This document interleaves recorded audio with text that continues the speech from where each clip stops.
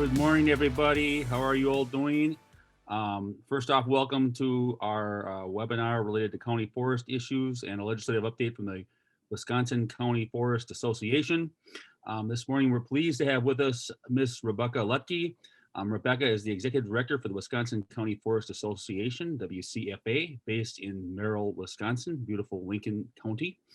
The CFA is a nonprofit quasi-governmental organization established in 1968 to provide collaborative forum for considering issues, legislations, and policies of its 30-member counties who collectively manage over 2.4 million acres in Wisconsin forest land.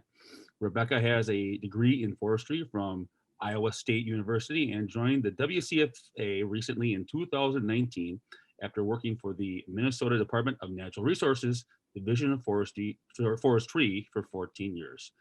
Rebekah, good morning and welcome. Morning, Dan. How are you today? Doing well. It's a Monday morning, but it's pretty nice. Nice spring morning. So good to be with you. Yeah, thanks for the opportunity to talk to you guys this morning. I appreciate the chance to talk about county forests. So should we just dive in? Yeah. I know you got a PowerPoint and some critical issues and the important things that county forests are doing. And of course, we got to have an upcoming budget, which is critical to the health and the sanctity of Wisconsin County Forests. And so we'll talk about those issues. But I'll let you get started and talk about the WCFA and Wisconsin County Forests in general. Okay, great. Thanks, Dan. Thank you. Good morning, everybody. Again, Rebekah Luedtke, Wisconsin County Forest Association Executive Director. And before we get into our legislative priorities, I just thought briefly we'd kind of set up some background, go through some history on county forests in general. So as Dan mentioned, let me get my PowerPoint to work here. Of course, there we go. Okay. So WCFA is a non-for-profit, like Dan mentioned. It was established in 1968, considered a quasi-government organization. We have a board of directors and strategic plan. Our board of directors is made up of 17 members, the majority of those from either county member committees or their boards. So we've got a lot of input from all of our counties around the state. We do have a very small staff. Myself as executive director, I have an assistant, which is currently vacant. We also have a contract lobbyist, who is Sean Paff at the moment. We are member and grant funded. So we are funded by all of our member counties. And so we work on behalf of them. And as Dan mentioned, our purpose, our structure is to provide a collaborative forum for issues and programs and policies that affect county forestry, the county forest system. We work to represent the interests of those forestry committees, of those boards.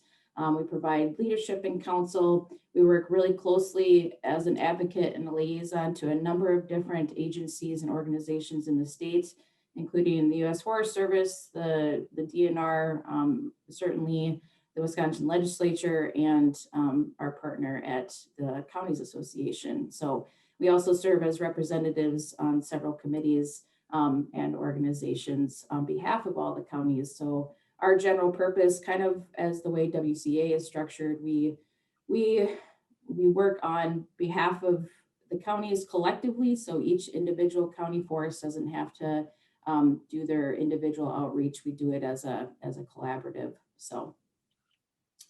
Rebekah, a quick question for you. You mentioned you have 30 member counties. How does a county become a member? What's the criteria for that? So a member county just has to, there's an application process through the DNR to be enrolled in state statute 2811. And we'll discuss 2811 in a couple of slides here, but it's really just taking, like I said, a set of criteria that the DNR has to be enrolled, and then you're eligible for a bunch of grants and loans and other things like that. Great.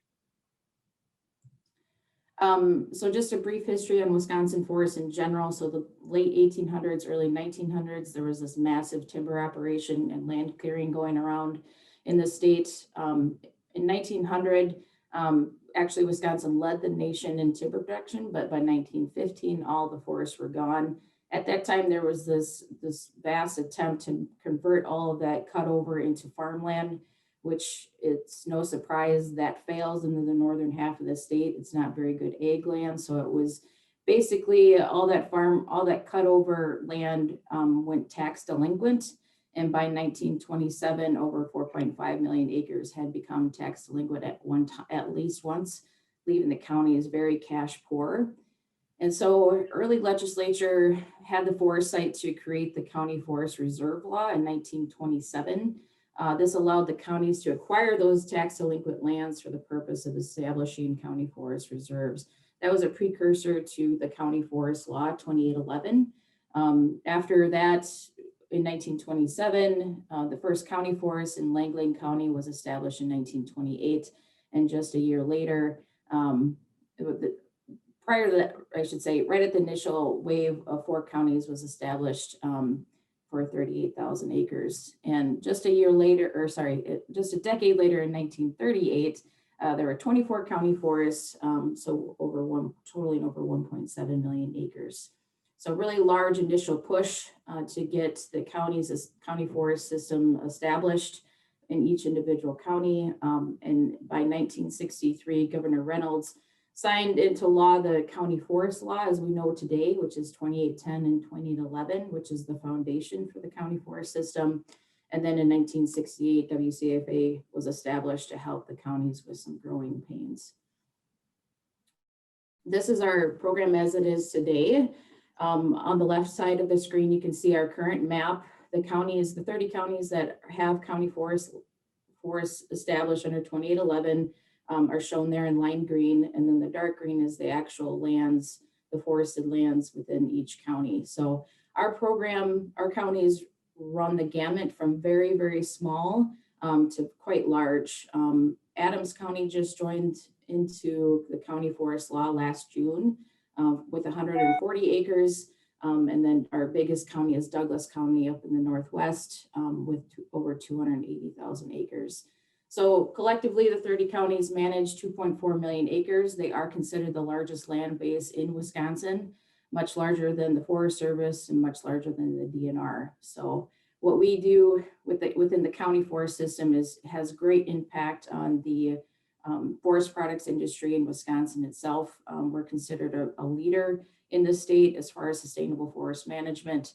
Over 2.2 million acres are third-party certified, either under SFI or FSC. So large program. It continues to be active, very robust, and our counties are very passionate about what they do. A little bit about the economic impact for the state of Wisconsin. Forestry is the #1 employer in 10 counties. Forestry is the #1 in output in 14 counties, and all of that contributes to over 60,000 full-time jobs in Wisconsin's $24 billion forest products industry, which is the second largest industry in Wisconsin. I should caveat these numbers are pre-Verso. Verso paper mill in Wisconsin Rapids and then the Verso mill in Duluth, Minnesota, were idled down last summer. That has a big economic impact to our overall industry in the state. And we're working through some of those things. We're hopeful that we can either find a solution to get that market back online or that Verso by chance opens the mill back up. So we'll see how things shift going forward. The Verso mill did take about 25% of the overall raw material of the state. And so the market is having trouble absorbing that much supply. So we're keeping a close eye on that. The graph down there at the bottom left shows the value of the timber sales that are received for all of the counties. The yellow, or I'm sorry, the orange lines there are county lines or county values. And then the green is state lands, blue is state forests, and then we've got other state lands in there as well. But you can see the overall impact that the county forests play is much, much greater than what the state provides to the state or what the Forest Service provides the state. So we take great, like I said before, we take great pride in that. And we did contribute just under $34 million in timber receipts received in 2020. And then also secondary, but just as important, is outdoor recreation. So the counties in Wisconsin provide the vast majority of outdoor nature-based recreation in the state. Certainly the largest trail manager with over 1,800 miles in ATV trails, over 9,000 miles of snowmobile trails, lots of lake accesses, constructed boat landings. The Ice Age Scenic Trail goes through 9 of our forests. Lots of hiking and snowshoeing, horse, bicycle trails, and certainly a lot of campgrounds, day use parks with 54 public beaches. So it's twofold. Timber is a big economic driver for most of our counties, as is recreation.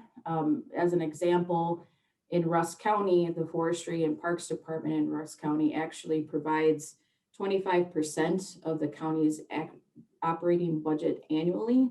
So the health of the forest products industry and the health of the outdoor tourism industry really affects that county. And that you'll see that really across the vast majority of our counties.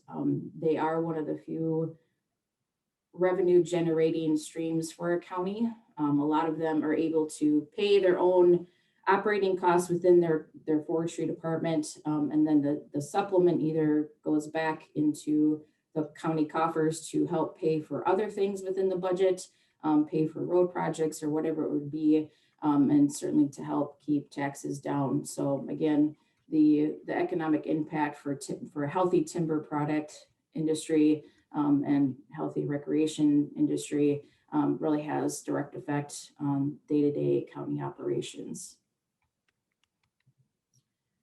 Just a brief note, I want to just bring this up, how unique this county forest system is to the nation. Over 5.4 million acres of county forest exist nationwide, but 95% of those acres can be found in Minnesota and Wisconsin. The rest of the 5% is scattered across the country. There's 2.8 million acres in Minnesota, but they are actually owned by the state. The counties don't own their acres over there, but they do manage them and receive the benefits, the economic benefits from those acres. Reversely, 2.4 million acres, like we've said, exist in Wisconsin, but they are owned by the counties. So it's a very unique system over here in Wisconsin. Again, we're the largest public landholder. Have a very dovetailed relationship with the DNR and have the association, which is robust and active. So diving into a little bit of our legislative priorities and background. So this is 2811 here. This is really the foundation and the purpose for Wisconsin's county forest. Again, this was written in 1927, but it basically says that the counties are going to provide this permanent program for the optimum production of forest products. They're to be multiple use. They're to provide maximum public benefits. And in turn, the state is going to compensate the counties for these public uses and these public benefits and privileges and provide a reasonable revenue to the towns. So basically the state statute says counties, you are going to provide X, Y, and Z. You're going to provide all of these benefits. And in turn, we're going to pay you to do that work. And then Rebekah, real quick question, just for the benefit of our viewers, where it says provide a reasonable revenue to the towns. We have a issue related to that, as the towns do receive a payment in lieu of taxes. When there's county forest land, obviously the towns don't get the taxes. Do you want to talk about that a little bit? Sure. Yeah. So the question probably is around what is reasonable, what's a reasonable revenue to towns. So the DNR has a payment in lieu of taxes that they give to the towns for all of their county forest acres that exist within their boundaries. Currently, it's 30 cents an acre. We are trying to get that increased, and we'll talk about that a little bit later. It's also important to note that the counties are statutorily obligated to return 10% of their gross timber receipts to the towns. Some counties do go above and beyond the 10%, but at a minimum, 10% of their gross timber needs to be returned to the towns. So the counties are already giving back to the towns that they exist. You can debate whether it's enough or too much or whatever. And then this provide a reasonable return. Again, the state says that because of all this stuff that you as counties are providing to the state or the public as a whole, we are going to provide you X amount of revenue for your work. So diving into our legislative priorities for the biennial budget, we have shared this stuff with Dan and Kyle and Mark at length, and really have a good relationship with WCA to make sure that we're talking the same language, that we're on the same page, and which we are, and we're very thankful to have WCA's support and confidence in these issues. But these are our three, and I will say that our asks were generally fairly simple and conservative, because we knew that the climate around the budget is going to be tough. So we didn't want to ask really pie in the sky type of things, but really just base fundamental things that we feel need to be addressed. Dedicated funding for Wisconsin's forestry programs that deals with DNR funding, the county forest acreage share payments, which we talked about a little bit already, the Knowles Nelson Stewardship Program, which has a county forest sub-program, which is important for our counties. And then there are a few other items that we'll take a look at as well. So the first one is the dedicated funding for Wisconsin's forestry programs.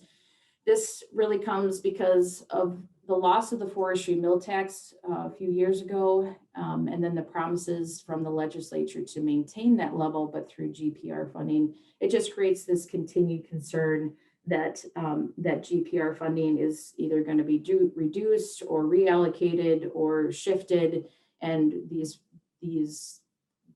promises are going to be broken. So we're continued just trying to advocate to keep the DNR whole, and to help establish that adequate and long-term dedicated funding, such as the forestry mill tax that went away.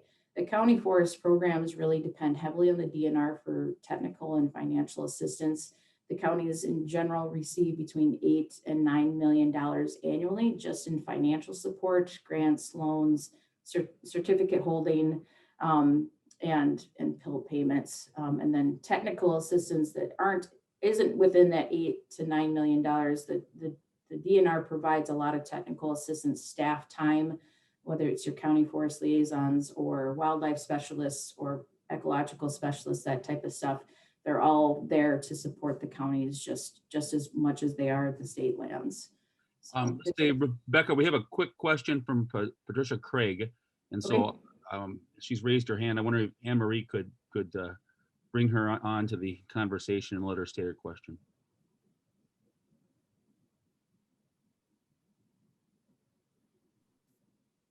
Okay, I think I'm sorry, I pushed the button accidentally, so I don't have a question. okay. Well, no problem. Thank you for that. No problem at all. Okay, Rebecca, we'll continue then. Sorry about the interruption. No problem. Okay, secondly, whoa, there we go. Secondly, the county forest acreage share payments. This is not directly a county issue, but it does have huge implications to the counties.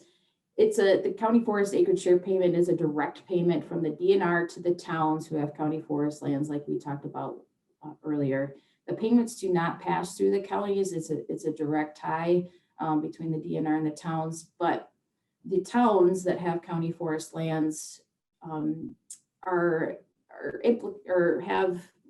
they're affected by the county forest rate, and so we want to make sure that the towns feel like they're being taken care of, especially with their roads and their infrastructure, being able to truck from A to Z.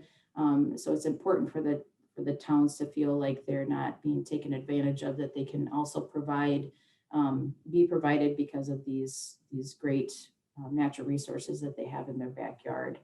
So the DNR payments for county forest lands have been stagnant since the mid 1980s. They're currently 30 cents an acre. That's what they were established with in the 80s and haven't moved since.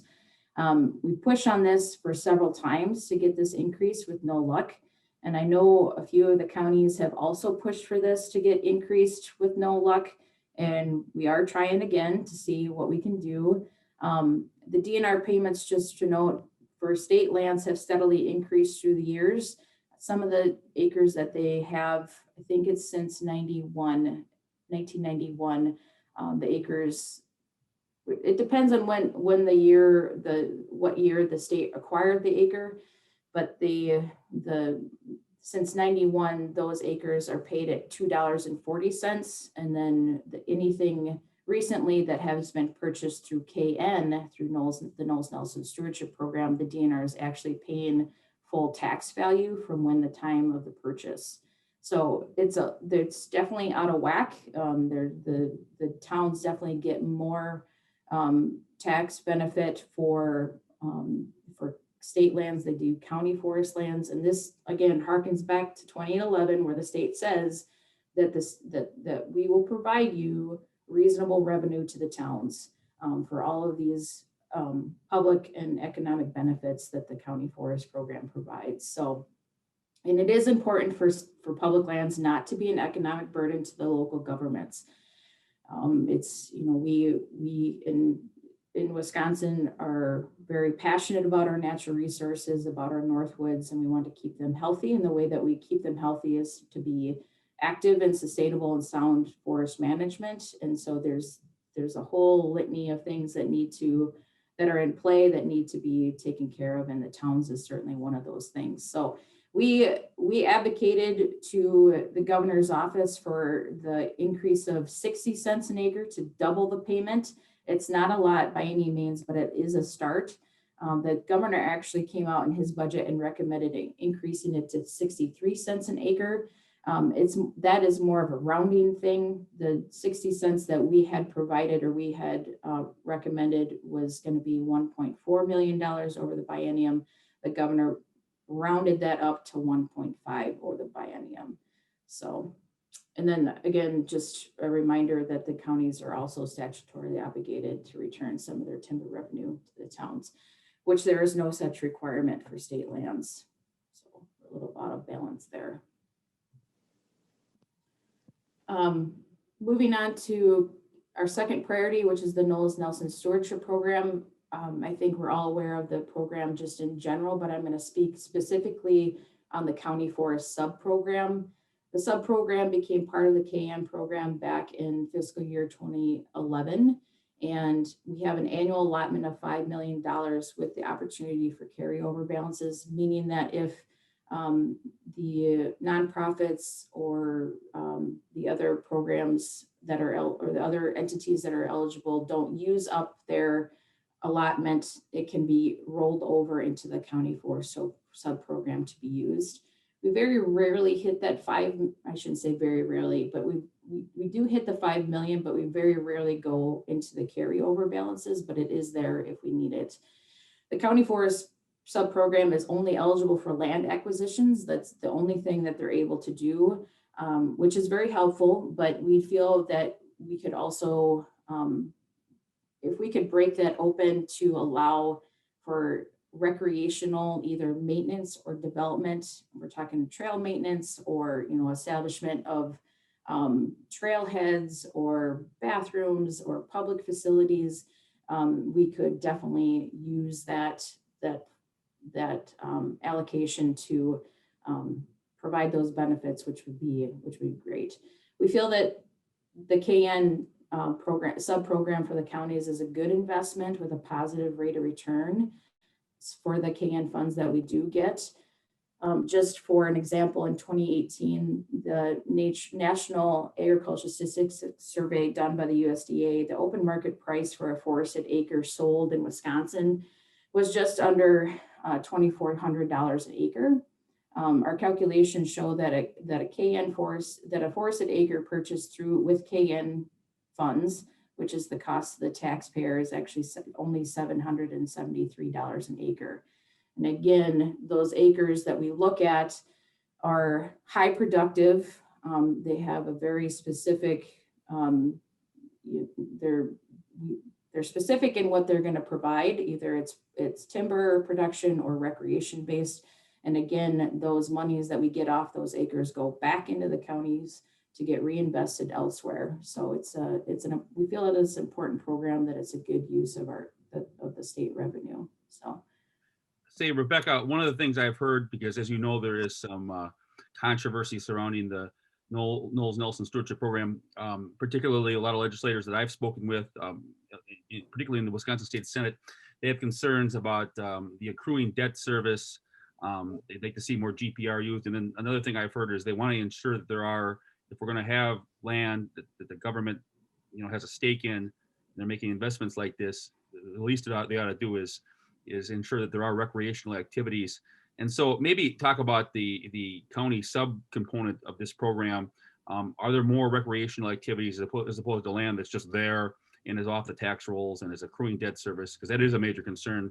So maybe talk about why our county land is more ideal in terms of the activities for the public. People can come from anywhere and use the county forest land. Yeah, that's the charge by 2811, just in general, is that it's supposed to be open to the public. The nature-based recreation that we have in this state is very extensive when we're looking at either motorized or non-motorized trails. Certainly a large majority of our campgrounds, public campgrounds, are provided on county lands. And so, again, to help our counties grow and to provide those extra benefits, a lot of hunting goes on in the state, and all of our acres are open unless they're posted closed. So they are available year round for a whole slew of things, and people travel across the country to come to our county forests, specifically around hunting season. It's a big economic driver to our local economies, so our local communities. And there's some good hunting lands around, is that right? For sure, absolutely. Yeah, I get calls every fall about people from all over the country looking for the best grouse land, and it's a big deal. So yeah, we realize that it's a commitment. We realize that it's a grant that we're asking for money, but we really try hard to make sure that the acquisitions that we're after are high quality. They're going to provide good benefits, either timber and or recreation, and we feel that it's just a good investment in the state in general, and again, that has that positive rate of return.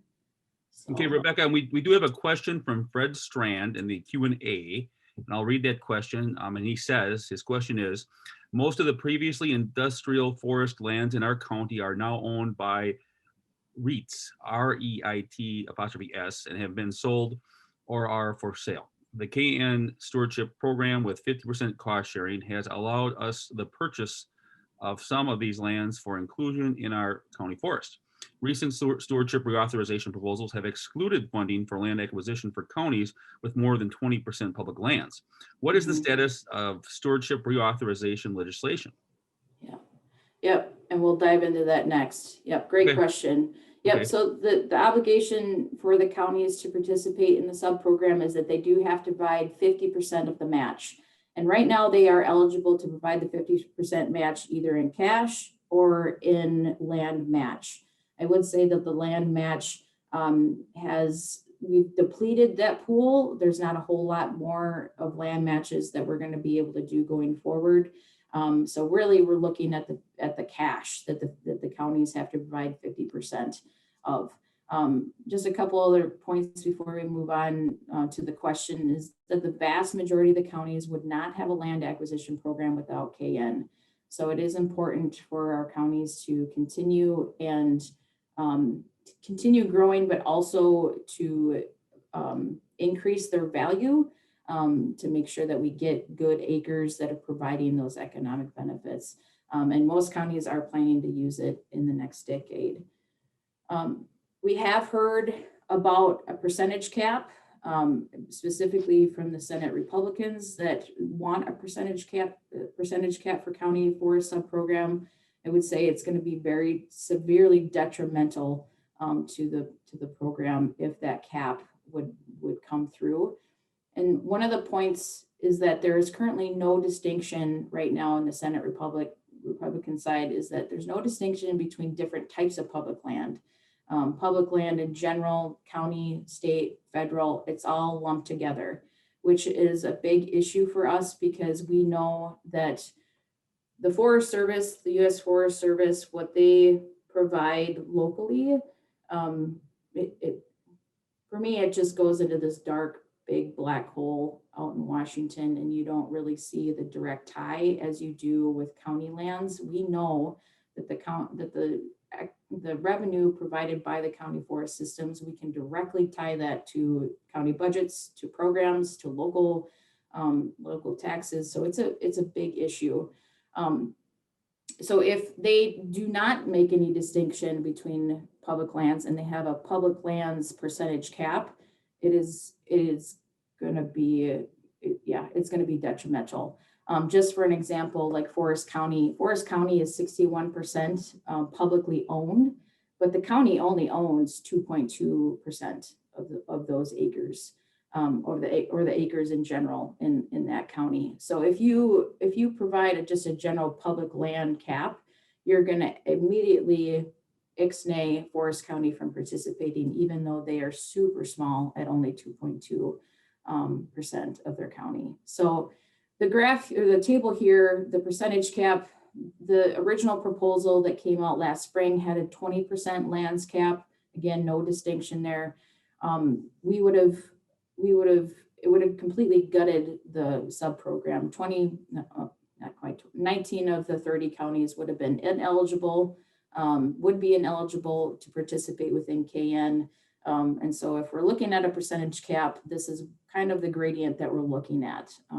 If the percentage cap is 35%, only 20% of our 30 counties are going to, 20 of our 30 counties are going to be able to participate. And so it's where, can we live with some percentage cap? I don't know. It's possible. I would say maybe we could live with a county land percentage cap of higher. But again, I am very worried about the public land side of it being lumped into state and federal lands. I think it's going to be quite hurtful. So we're trying to mitigate that as much as possible. Anyway, so our ask to the governor's office and to the legislator right now is to reauthorize the sub-program at the current levels, which is $5 million with no percentage cap. And we would like to see the language amended to allow outdoor recreation development projects, like I said before, either maintaining or developing recreation amenities for the public. So. Other items that we're kind of watching right now, we did request a one-time financial assistance to the governor's office due to the Verso closure that we talked about earlier. I haven't heard a lot on that. There's not much feeling that may or may not go through one way or the other. It wasn't a huge ask. We asked for $3 million for those counties that got affected by the market there. We are watching anything that relates to infrastructure, specifically town roads. Just going back to the acreage share payment, we are very aware that some of the towns are having some pretty good heartburn over, either recreational trail crossings or logging roads or logging that's on their roads, and not being able to repair their roads to what they feel like they should be. So possible closures.